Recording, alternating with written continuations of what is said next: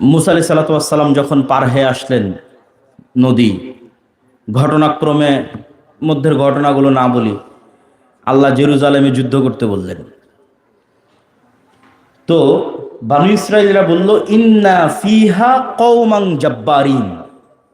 বানু ইসরাইলরা বলল, জেরুজালেমে জাব্বারিন, 30-40 তালা লম্বা দেহের অধিকারী মানুষেরা বসবাস করে। লান নাদখুলা ফিহা হাত্তা ইয়াখরুজু মিনহা। এত বড় শক্তিশালী জাতির সাথে আমরা যুদ্ধ করতে পারবো না। তখন দুইজন যাদের ঈমান বিল গায়বে ইয়াকিন ছিল, তারা বলল, আল্লাহর উপর ভরসা করে যুদ্ধ করো, আল্লাহর সাহায্যে তোমরা বিজয়ী হয়ে যাবা। একটা হারুন আর একটা ইউশা বিন নুন। তো বাকি বানু ইসরায়েলরা রাজি না হয়, আল্লাহর আযাব আসলো। 40 বছরের মধ্যে মুসা আলাইহিস সালাম মারা গেল। নতুন নবী হলো ইউশা বিন নুন। ইউশা বিন নুন জাতিকে বুঝালো যে তোমরা যে এভাবে পিছপা হয়ে গেলা, তওবা ক্ষমা করে চলো, যুদ্ধ করা ছাড়া কোনো রাস্তা নেই। তওবা ইস্তেগফার করে তারা যুদ্ধের জন্য প্রস্তুত হলো।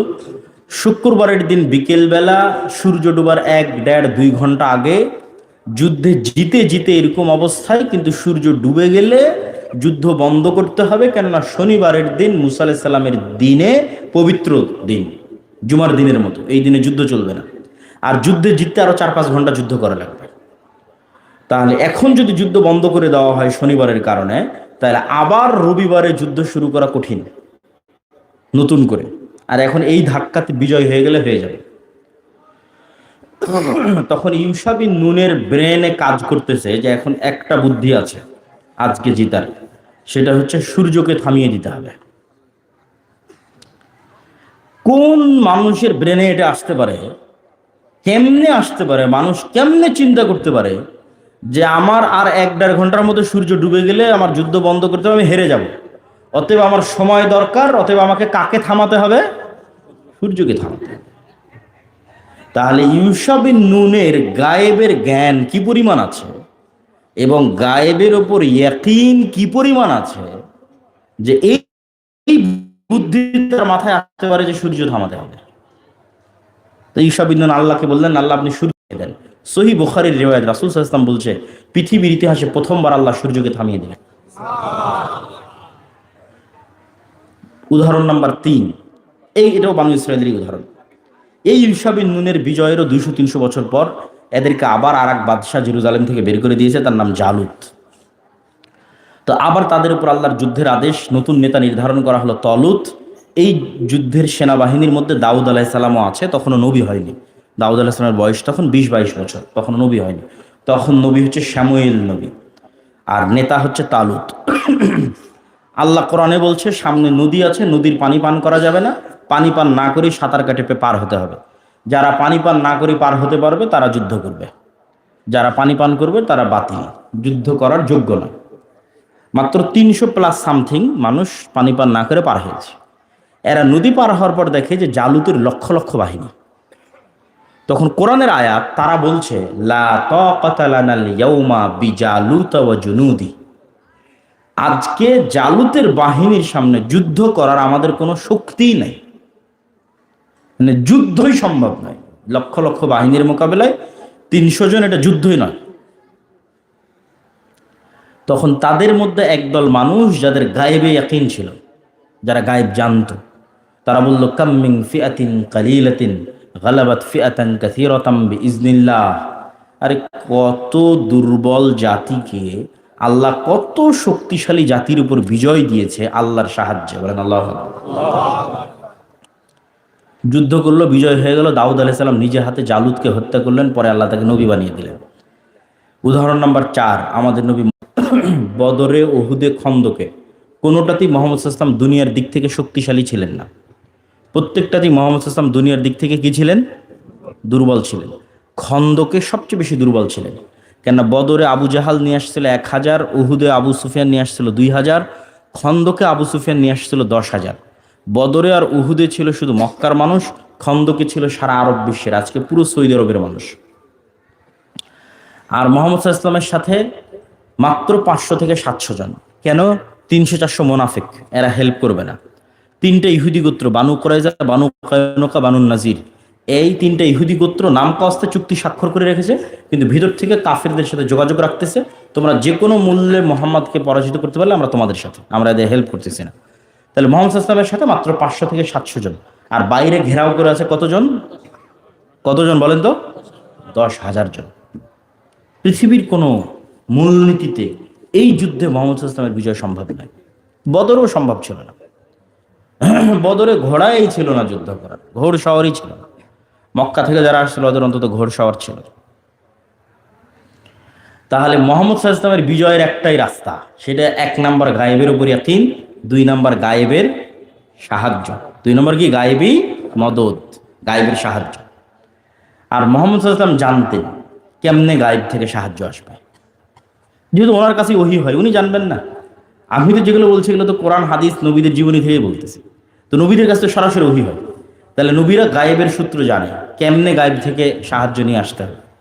গায়েব থেকে সাহায্য নিয়ে আসার একটা গোপন ট্রিক্স হচ্ছে রাতের সালাত। গায়েব থেকে সাহায্য নিয়ে আসার একটা গোপন সিক্রেট মূলনীতি কি? রাতের সালাত। 5 ওয়াক্ত সালাতের পাশাপাশি কিসের সালাত? রাতের সালাত। আপনি আবু বকর রাদিয়াল্লাহু তাআলা আনহুর রিওয়ায়াত করে দেখেন, মুহাম্মদ সাল্লাল্লাহু আলাইহি ওয়াসাল্লাম এত লম্বা সালাতে দাঁড়িয়ে বদরের আগের রাতে, বদরের দিনে আবু বকর রাদিয়াল্লাহু তাআলা আনহু পর্যন্ত ক্লান্ত হয়ে গেছে যে আল্লাহর নবী, এত আপনি নবী, আপনার সাথে আল্লাহ সুবহানাহু ওয়া তাআলা ফেরেশতা পাঠিয়ে সবসময় যোগাযোগ রক্ষা করে, আর আপনি এত লম্বা সময় যাবত সালাত আদায় করতেছেন, হয়েছে, বাস যথেষ্ট। তাহলে যদি দুনিয়ার মূলনীতিতে বিজয় সম্ভব হতো, মুহাম্মদ সাল্লাল্লাহু আলাইহি ওয়াসাল্লাম রাতে সালাত আদায় করতো না। মুহাম্মদ সাল্লাল্লাহু আলাইহি ওয়াসাল্লাম জানে যে ইসলামের বিজয় দুনিয়ার শক্তিতে সম্ভব নয়। কার সাহায্য দরকার? আল্লাহর সাহায্য দরকার। তাহলে মুহাম্মদ সাল্লাল্লাহু আলাইহি ওয়াসাল্লাম জানে আল্লাহর সাহায্য কিভাবে পেতে হয়। আল্লাহর সাহায্য পাওয়ার জন্য উনি রাতের সালাতে দাঁড়িয়েছে। আর আমরা 5 ওয়াক্ত সালাতই আদায় করি না, তাহলে কেমনে বিজয় হবে? বুঝেননি মনে হয় আমার কথা? মুহাম্মদ সাল্লাল্লাহু আলাইহি ওয়াসাল্লাম জানে কেমনে বিজয় হবে, কেমনে গায়েব থেকে মদদ আসবে, এই জন্য উনি রাতের সালাতে দাঁড়িয়েছে। আর আমরা 5 ওয়াক্ত সালাতে আদায় করি না, মনে করছি মিছিল দিয়ে ইসলাম বিজয় হবে। অসম্ভব, অসম্ভব। আল্লাহর সাহায্য ছাড়া ইসলাম এবং মুসলমানদের বিজয় সম্ভব নয়, এটা ফুল স্টপ, সম্ভব নয়। অতীতে কোনোদিন হয়নি, ভবিষ্যতে কোনোদিন হবে না। তোমাকে এটা জানতে হবে কেমনে আল্লাহর সাহায্য পাবা। আল্লাহর সাহায্য পাওয়ার শর্ত পূরণ করো, শুধু বাংলাদেশ না, সারা পৃথিবী বিজয় করতে পারবা। আর আল্লাহর সাহায্য পাওয়ার শর্ত পূরণ করতে পারবা না, দুনিয়াবী রাস্তায় যত পারো চেষ্টা করো, মন্দিরে পাহারা দেওয়া বাদে মন্দির বানিয়ে দাও, তাও সমস্যা নেই, বিজয় হবে না। বুঝেননি মনে আমার কথা? এখন তো মন্দিরে পাহারা দিচ্ছ, কয়দিন পর মন্দির বানাও, সমস্যা কি? কয়দিন পর মূর্তি বানাও, তাও বিজয় হবে না। কেননা যেই রাস্তায় আল্লাহর সাহায্য পাওয়া যাবে ওই রাস্তায় তুমি নাই। তাহলে চলতে হবে কোন রাস্তায়? শর্ত পূরণ করতে হবে আল্লাহর সাহায্য পাওয়ার। ওই সিক্রেট কোথায় পাবেন? কোরআনে পাবেন, নবীদের জীবনীতে পাবেন। আমি সারমর্ম করে করে ভেঙে ভেঙে আপনাকে দিচ্ছি, কিন্তু এগুলো সব নবীদের জীবনীতে আছে এবং এটাই গায়েবে নির্ধারিত রোডম্যাপ। আল্লাহর সাহায্য ছাড়া বিজয় সম্ভব নয়। তাহলে মুহাম্মদ সাল্লাল্লাহু আলাইহি ওয়াসাল্লামের আল্লাহর সাহায্য ছাড়া বিজয় হয়নি। মুহাম্মদ সাল্লাল্লাহু আলাইহি ওয়াসাল্লামের জীবনের একটা যুদ্ধ, হুনাইনের যুদ্ধ, যেটা মক্কা বিজয়ের পর। এই যুদ্ধে সবচেয়ে বেশি সাহাবী অংশগ্রহণ করেছিল, পরিমাণ 12,000। সাহাবীরা জীবনে 300, 400, 500, 600 বেশি দেখেনি মানুষ। হুদায়বিয়াতে ছিল 1500, বদরে ছিল 300, উহুদে ছিল 700, খন্দকে একই রকম 700,000, হুদায়বিয়াতে 1500। আর হুনাইনে কতজন মানুষ দেখছে? 12,000। তো 12,000 মানুষ দেখে সবার মাথা নষ্ট, যে আজকে তো আমরা জিতেই যাব। তাহলে বদরে ছিল দুর্বল, ভরসা ছিল কার উপর? আল্লাহ। উহুদে খন্দকে দুর্বল, ভরসা কার উপর? হুনাইনে যখন দেখছে মুই কি হনুরে, তখন আল্লাহর উপর ভরসা নাই, মনে করেছে নিজের শক্তিতে জিতে যাবে। তো মুসলমানদের যে নিজের শক্তিতে বিজয় হয় না, নবী জীবিত আছে, মুহাম্মদ সাল্লাল্লাহু আলাইহি ওয়াসাল্লাম ওই যুদ্ধের মাঠে আছে, কিন্তু মুসলমানেরা মনে করে নিয়েছে 12,000 সৈনিক হওয়ার কারণে ওরা ওদের শক্তিতে জিতে যাবে, যুদ্ধের শুরুতেই পরাজয়। সব সাহাবী পালিয়ে যাচ্ছে, মুহাম্মদ সাল্লাল্লাহু আলাইহি ওয়াসাল্লামের চোখের সামনে দিয়ে পালিয়ে যাচ্ছে। ইতিহাস পড়ে দেখেন, মুহাম্মদ সাল্লাল্লাহু আলাইহি ওয়াসাল্লাম তখন ঘোড়া থেকে লাফ দিয়ে চিৎকার করে বক্তব্য দেওয়া শুরু করলো। তার চাচা আব্বাসের আওয়াজ আরো উঁচু ছিল, চাচা আব্বাসকে ডাক দিয়ে বললো, চাচা আমি যা বলছি আপনিও মানুষজনকে এইভাবে ডাকতে থাকেন। তারপরে আল্লাহর নবীর বক্তব্য যখন শুরু হলো, চাচা আব্বাসের বক্তব্য যখন শুরু হলো, তখন একজন দুইজন করে সাহাবী ফেরত আসতে লাগলো পালানো থেকে। তাহলে কি বোঝা গেল? দুনিয়ার শক্তিতে মুসলমানদের বিজয় হবে? নবীর জীবদ্দশায় দুনিয়ার শক্তিতে পরাজয় হচ্ছে। তাহলে বিজয় হবে শুধু কার সাহায্যে? আল্লাহর সাহায্যে। আল্লাহর সাহায্য পাওয়ার পূর্ব শর্ত পূরণ করবো না, আল্লাহ গণবেও না তুমি কে, কোন ভাগাড়ে পড়ে মরে গেলে কি কোন জঙ্গলে পড়ে মরে গেলে, আল্লাহর দেখার দায়িত্ব নাই। দুনিয়াবী রাস্তা ইসলাম এবং মুসলমানদের বিজয় হবে না। গোলামির জিঞ্জির ভাঙতে হবে আল্লাহর দেওয়া রাস্তা অনুযায়ী। গোলামির জিঞ্জির ভাঙতে হবে গায়েবে নির্ধারিত রোডম্যাপ অনুযায়ী। গোলামির জিঞ্জির ভাঙতে হবে নবীদের মূলনীতি অনুযায়ী। সেটাই কি? সেটা হচ্ছে আল্লাহর সাহায্য পেতে হবে। আল্লাহর সাহায্য পেতে হলে কি লাগবে? 1 নম্বর শর্ত ঈমান বিল গায়বে ইয়াকিন লাগবে। ঈমান বিল গায়বে কেন ইয়াকিন লাগবে এটা আপনাকে বাস্তব প্র্যাকটিক্যাল উদাহরণ দিই। ধরেন আজকে আপনি আমাকে বললেন, আব্দুল্লাহ ভাই আপনাকে বাংলাদেশের ক্ষমতা দিয়ে দিলাম। মনে করেন আমিও নির্বাচনে দাঁড়ালাম, সব আসন থেকে জিতে আমি ক্ষমতায় চলে গেছি, কথার কথা। নির্বাচনে ক্ষমতায় জিতে যাওয়ার পর আমি আজকে এখন পূর্ণাঙ্গ ইসলাম কায়েম করতে চাচ্ছি রাষ্ট্রে। তো পূর্ণাঙ্গ ইসলাম কায়েম করতে গেলে আশেপাশের দাদা বাবু, দূরের পাশ্চাত্যর বাবুরা এরা কেউ পছন্দ করবে? পছন্দ করবে না। আপনাকে অর্থনৈতিক অবরোধ দেবে। অর্থনৈতিক অবরোধ দিলে তখন আপনার ডলার আসা বন্ধ হয়ে যাবে, ইউরোপ আমেরিকা থেকে টাকা আসা বন্ধ হয়ে যাবে, এনজিওর অনুদান বন্ধ হয়ে যাবে, জাতিসংঘের অনুদান বন্ধ হয়ে যাবে, IMF এর লোন বন্ধ হয়ে যাবে, এই রাষ্ট্রের মধ্যে জিনিসপাতির দাম বেড়ে যাবে, ভালো মতন বিদ্যুৎ পাবেন না, এসি ফ্রিজ যা চলছিল সব শেষ, একটু ডাউন জগতে চলে যাবেন। যখন ডাউন জগতে চলে যাবেন তখন ব্রাহ্মণবাড়ির মানুষ বলে, রাখো তোমার ইসলাম, এর চেয়ে সেকুলারিজমই ভালো, যেখানে ডলার আসে, যেখানে এসি চলে, ফ্রিজ চলে। কথা কি আমার বুঝতে পেরেছেন? তাহলে কখন সম্ভব ইসলাম প্রতিষ্ঠা করা? যখন অন্তত 50% বেশি মানুষ একটা রাষ্ট্রের, অন্তত 50% বেশি মানুষ, অন্তত 30% মানুষ, অন্তত 20% মানুষ ঈমান বিল গায়বে ইয়াকিন রাখে। ঈমান বিল গায়বে ইয়াকিন আপনাকে এবার উদাহরণ দিই। ওয়ামা নাকামু মিনহুম ইল্লা আন ইউমিনু বিল্লাহিল আজিজিল হামিদ। সূরা বুরুজের মধ্যে আল্লাহ যেই জাতির ঘটনা বলতেছে, এদেরকে একটা গর্ত খুঁড়ে আগুন জ্বালিয়ে সেখানে ঝাঁপ দিতে বলা হয়েছে। হয় ঈমান ত্যাগ করো, না হলে আগুনে ঝাঁপ দাও।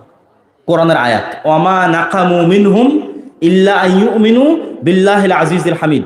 আজকে যত মানুষ এই গর্তে আগুনে ঝাঁপ দিচ্ছে, এর একটাই কারণ, এরা আল্লাহর উপর ঈমান আনয়ন করেছে, এই জন্য এদেরকে আগুনে ঝাঁপ দিতে বলা হচ্ছে।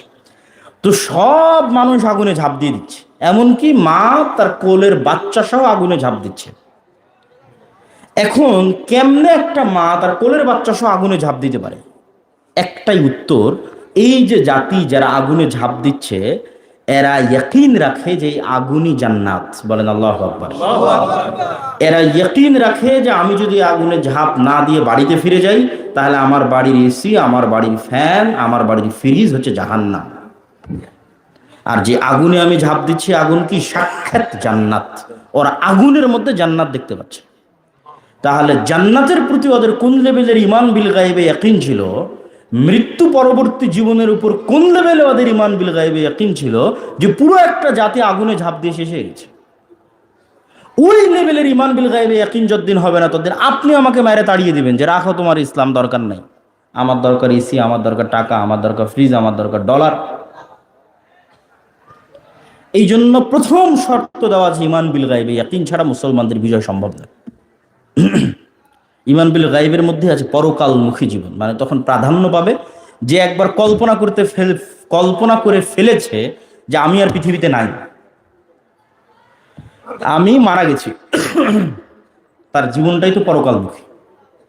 আমরা তো বারবার ভাবতেছি না আর মনে হয় কিছুদিন বাঁচবো, আর 5-10 বছর মনে হয় বাঁচবো, তখনই তো কম্প্রোমাইজ শুরু হয়। কিন্তু মারা তো একদিন যাবে। তাহলে আপনাকে ইয়াকিন তৈরি করতে হবে কি, যে না আমি মারা গেছি, যেন আমি মৃত্যুর স্বাদ আস্বাদন করেছি, যেন আমি কবরে চলে গেছি। আজ থেকে 100 বছর পর তো কেউ থাকবেন না, কে এখানে যারা আছেন কেউ থাকবেন না। তাহলে যখনই আপনি চিন্তা করে ফেলবেন যে আমি মারা গেছি, তখনই আপনার জীবনের সব সমস্যার সমাধান হয়ে গেছে, তখনই আপনার ঈমান বিল গায়বে ইয়াকিন তৈরি হবে। 2 নাম্বার, ঈমান বিল গায়বের সাথে আবারও একটু সামারি করি, বক্তব্য লম্বা করব না, যে আমরা গোলামির জিঞ্জির ভাঙতে চাই। গোলামির জিঞ্জির ভাঙতে চাইলে 4টে জিনিস লাগবে। 1, ঈমান বিল গায়বে ইয়াকিন লাগবে।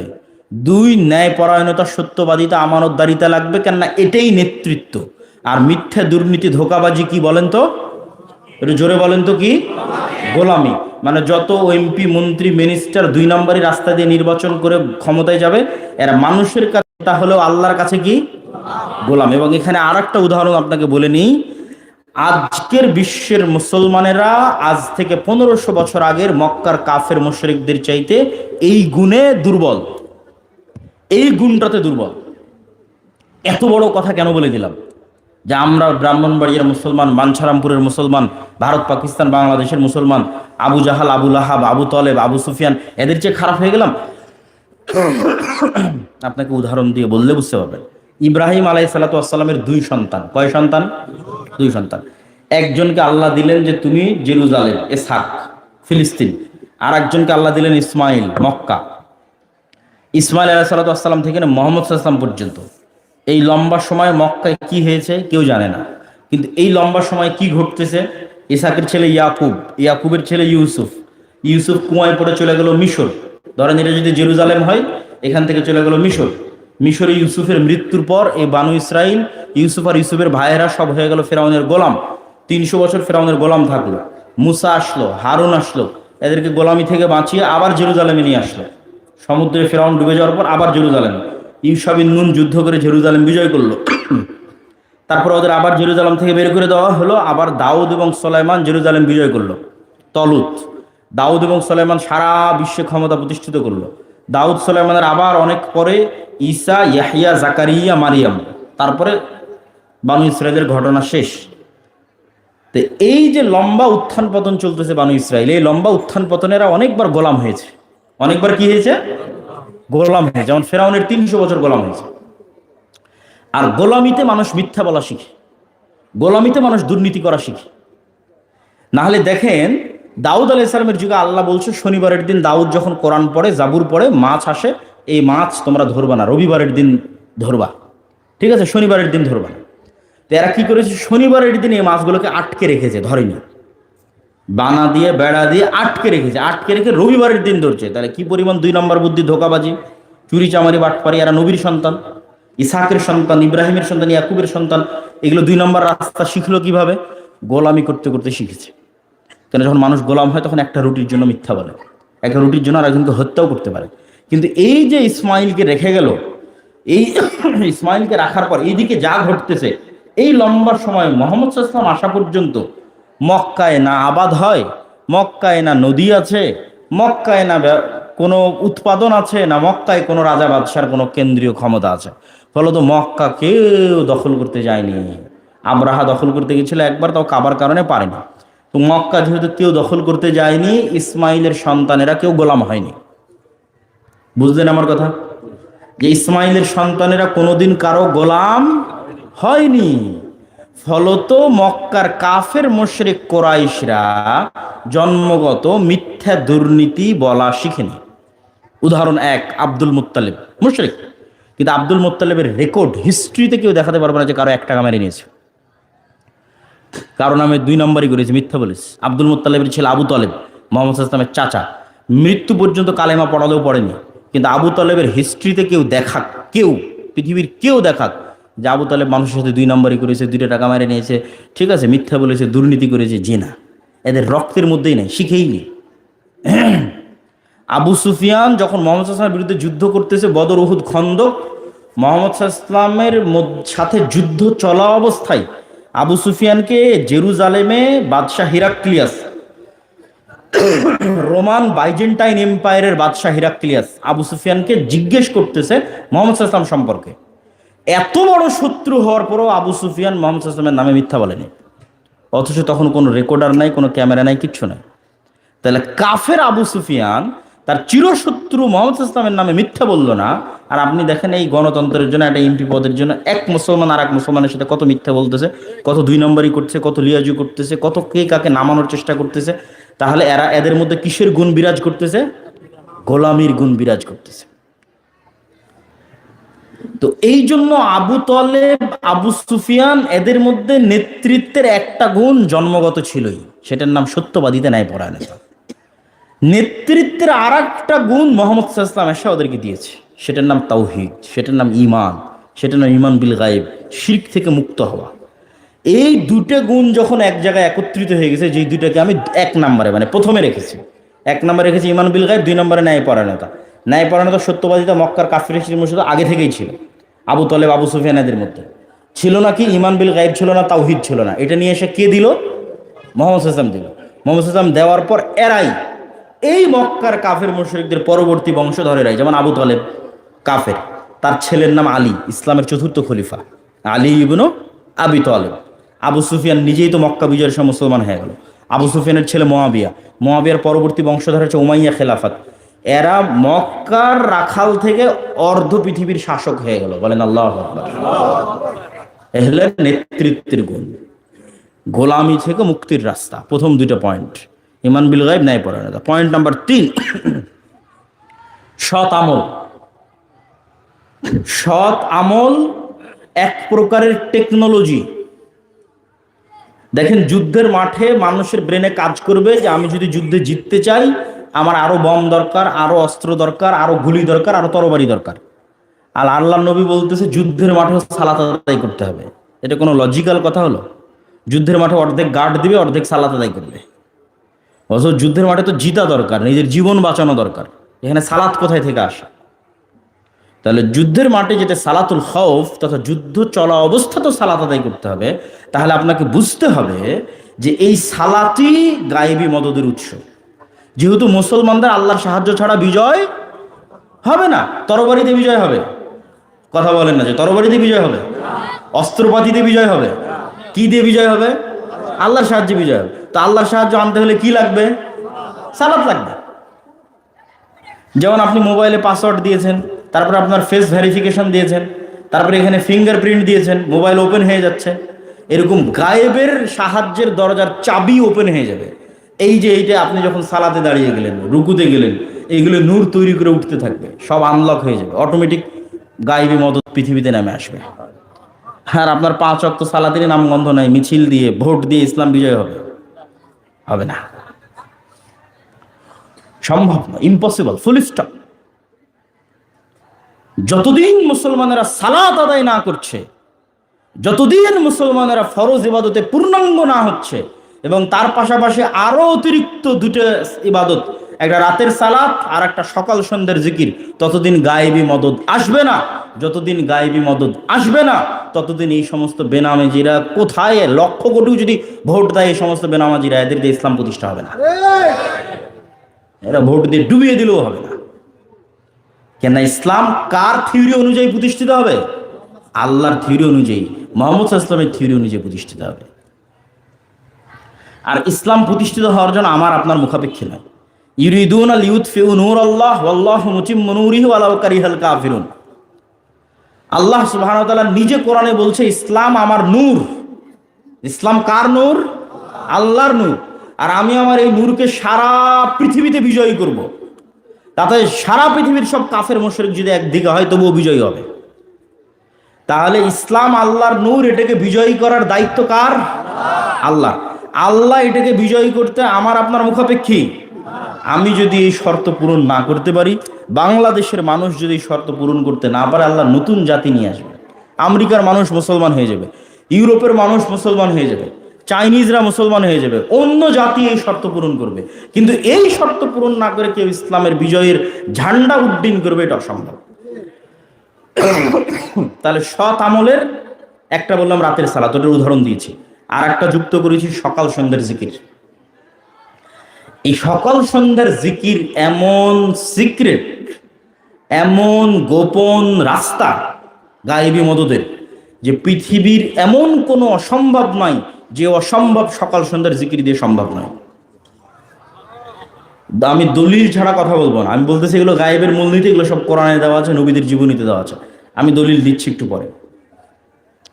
তার আগে এই যে আপনাদের ব্রাহ্মণবাড়িতে আসলাম, বক্তব্য দিলাম, এটা যদি একদিনের সম্পর্ক হয়, এই একদিনে 1 ঘন্টা আমি আপনাকে কি শিখাবো? আর এই আমরা আপনাদের সন্তানদের, শতভাগ মুসলমানের সন্তানকে কোনো দিন শিখানোর জন্য আমাদের যে মক্তব প্রজেক্ট দাওয়া ইলাল্লাহর মাধ্যমে, যেখানে এখন প্রায় 700 মক্তবের শিক্ষক আমাদের কাছে ট্রেনিং নিয়েছে, আমার লেখা বইয়ের উপর তাদের ট্রেনিং দেওয়া হয়। কিভাবে আপনার সন্তানদের মাথার মধ্যে এই বিশ্বাসগুলো ঢুকিয়ে দিবে। এই মক্তবগুলো যদি আপনারা আমাদের অধীনে না পরিচালনা করেন, আপনাদের এলাকার মসজিদের মক্তবগুলো, তাহলে এই সম্পর্ক অস্থায়ী, এটাতে কাজ হবে না, বুড়া মানুষদের কাজ হবে না। নতুন প্রজন্ম যারা আসবে তাদেরকে এই গুণের উপর গড়ে তুলতে হবে। এই জন্য আপনাদের সাথে আমাদের স্থায়ী সম্পর্ক লাগবে। স্থায়ী সম্পর্কের আরেকটা বড় মাধ্যম হচ্ছে মাসিক আল ইতিসাম। আমি এত ব্যস্ততার মধ্যে প্রতি মাসে 3টা লেখা দিই মাসিক আল ইতিসাম, সম্পাদকীয় দিই, মিন্নাতুল বাড়ি দিই, স্বাভাবিক প্রবন্ধ দিই। এই মাসিক আল ইতিসাম যদি আপনি না পড়েন তাহলে আজকেই তো শেষ হয়ে গেল আপনার সাথে আমার কথা। আপনার কাছে আমি কোনো মেসেজই দিতে পারলাম না, অথচ 1 মাসের একটা মাসিক আল ইতিসামের যা দাম, আপনার আজকে একদিনে আপনি তার চেয়ে বেশি নাস্তা করেছেন। বাদাম বা ভাজা পুরি যেটাই কিনেছেন, একটা ভাজাও তো 20 টাকার নিচে নয়। তাহলে আপনার একবারের নাস্তার দাম 20-30 টাকা, আর মাসের একটা পত্রিকার দাম 20-30 টাকা। 3 নাম্বার হচ্ছে বই। এই যে যা আলোচনা করতেছি সব বিস্তারিত আমার লেখা বই আল্লাহর পথে যাত্রার মধ্যে দেওয়া আছে। এই বইটা মানুষ এত বেশি চাহিদা, থাকেই না, শেষ হয়ে যায়। আমি জানি না যে এই বইটা আজকে আছে কিনা। যদি থাকে তাহলে নেবেন, না থাকলে অনলাইনে অর্ডার দিবেন। আর এই বই স্কুল, কলেজ, ইউনিভার্সিটি, মসজিদ, মাদ্রাসা, সব জায়গায়, মসজিদগুলোতে প্রতি সপ্তাহে 1 দিন হোক পাঠ চক্র, মানে ইমাম সাহেব পড়বে 1-2 পৃষ্ঠা, সবাই মিলে বোঝার চেষ্টা করবেন যেখানে কি বলা হয়। এই বই থেকে শিখে জ্ঞান অর্জন করে আমাদের সামনের রাস্তা চয়ন করতে হবে যে আমরা কোন পথে যাব। আর 30-31 জানুয়ারি জামিয়া সালাফিয়া রূপগঞ্জ নারায়ণগঞ্জে সালাফি কনফারেন্স আছে। নির্বাচনের কারণে কোনো ঝামেলা না হলে আপনারা ফেসবুকে জানতে পারবেন, উপস্থিত হবেন, বলেন ইনশাআল্লাহ। সকাল সন্ধ্যার জিকির যে গোপন সিক্রেট পৃথিবীর সকল অসম্ভবকে সম্ভব করতে পারে, তার 2টা দলিল দিই। 1, মুসা আলাইহিস সালাম ইতিহাসিতে সবচেয়ে বড় আশ্চর্য। মানে আমার আজকের যুগে আমরা আমেরিকা, আজকের যুগে গাজার মোকাবেলা ইসরায়েল, তার চেয়ে বেশি দুর্বল মুসা আলাইহিস সালাম ফেরাউনের তুলনায়। তো ওইটা তো বেশি অসম্ভব। ওইটা সম্ভব হলো কি দিয়ে? আল্লাহ মুসা আলাইহিস সালামকে যখন বলছে তুমি যাও ফেরাউনের কাছে, তখন আল্লাহ ওখানে যুক্ত করে দিয়েছে ওয়ালা তানিয়া ফি জিকরি, মুসা সব সময় আমার জিকির করবা। যদি জিকির করতে ভুলে যাও গায়েবের মদদ আসবে না। তাহলে জিকির পাওয়ারফুল। ওয়ালা তানিয়া ফি জিকরি, মুসা আলাইহিস সালামকে বলা হচ্ছে জিকির করার জন্য, গায়েবের সাথে কানেকশন ঠিক রাখার জন্য, আল্লাহর সাথে যোগাযোগ, আল্লাহর মদদ ঠিক রাখার জন্য। জাকারিয়া আলাইহিস সালাতু ওয়াস সালাম অসম্ভব জিনিস চাইয়ে বসেছে।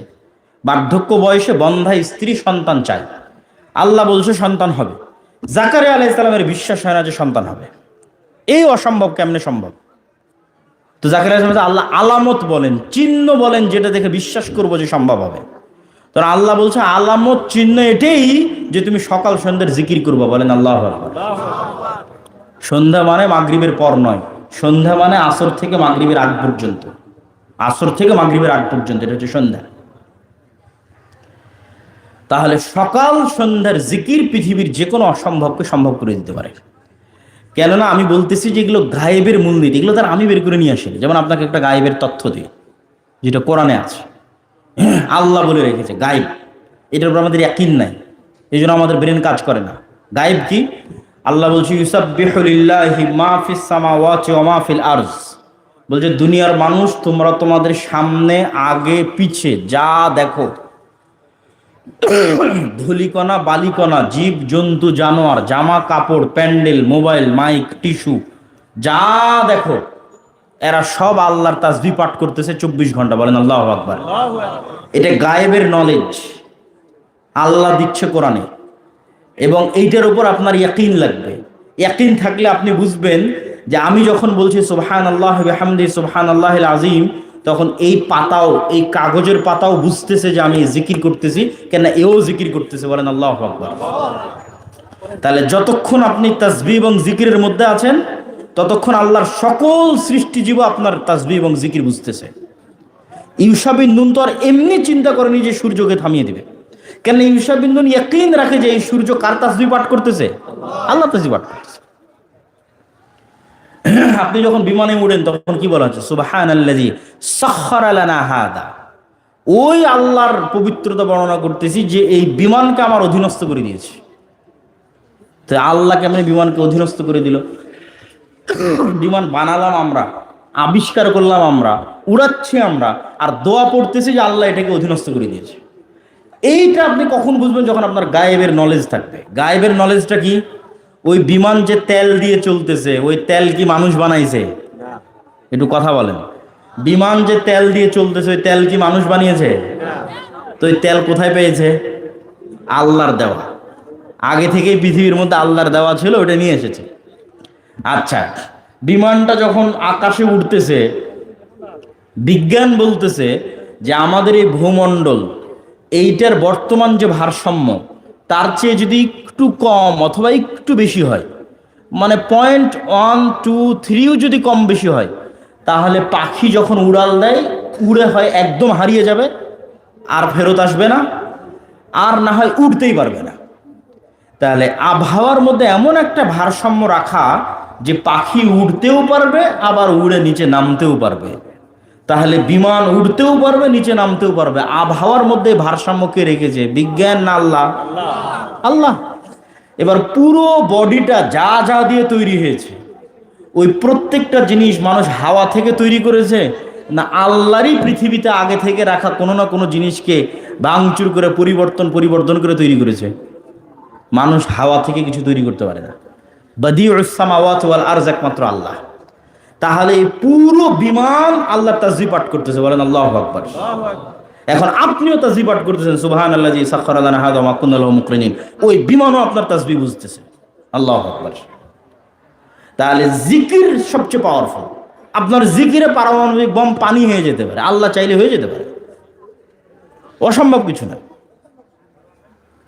এটাই হলো জিকিরের পাওয়ার। তাহলে আমরা 4টে পয়েন্ট বলেছি মুসলমানদের গোলামির জিঞ্জির ভাঙ্গার। 1 নম্বর পয়েন্ট বলেছি ঈমান বিল গায়বি ইয়াকিন। 2 নম্বর পয়েন্ট বলেছি সত্যবাদিতা, ন্যায়পরায়ণতা। 3 নম্বর পয়েন্ট বলেছি সৎ আমল। এইগুলো ছাড়া গায়েবী মদদ আসবে না, এই জন্য এগুলো লাগবে, এগুলো ছাড়া গায়েবের মদদ আসবে না। 4 নম্বর শিক্ষা ও জ্ঞান। কেন আল্লাহ পৃথিবী ডেভেলপই করেছে এভাবে যে জ্ঞানী হবে সে নেতা হবে। যে ফ্রি ফায়ার পাবজি খেলে সময় নষ্ট করবে, ওর কোনো ভ্যালু নেই আল্লাহ সুবহানাহু ওয়া তাআলার কাছে। তাহলে এই 4টা শর্ত যখন পূরণ করবে যে কোনো প্রজন্ম, এই যে ওসমান হাদিদের মতো যে কোনো প্রজন্ম, যারা ঈমান বিল গায়বে ইয়াকিন রাখবে, যারা সত্যবাদিতা ন্যায়পরায়ণতার উপর অটল থাকবে, যাদের মেরুদণ্ড সোজা, যে কোনো প্রজন্ম, যারা সৎ আমলে অভ্যাসী, 5 ওয়াক্ত সালাত আদায় করে, রাতেরও সালাত আদায় করে, সকাল সন্ধ্যারও জিকির করে, যারা জ্ঞানে শিক্ষায় অগ্রগামী, এরকম 500 মানুষও যদি তৈরি হয়, তাহলে এই 500 মানুষ শুধু বাংলাদেশ বিজয় করবে, সারা পৃথিবী বিজয় করবে। ওয়াখির দাওয়ানা আলহামদুলিল্লাহি রাব্বিল আলামিন। আসসালামু আলাইকুম ওয়া রাহমাতুল্লাহি ওয়া বারাকাতুহু। বই স্টেজের হাতের ডান পাশে আছে। আল্লাহর পথে যাত্রা আছে কিনা আমি জানি না। অন্য বইগুলো আদর্শ পরিবার, দোয়া, সালাত, মাসিক আল ইতিসাম, সেগুলো নেবেন।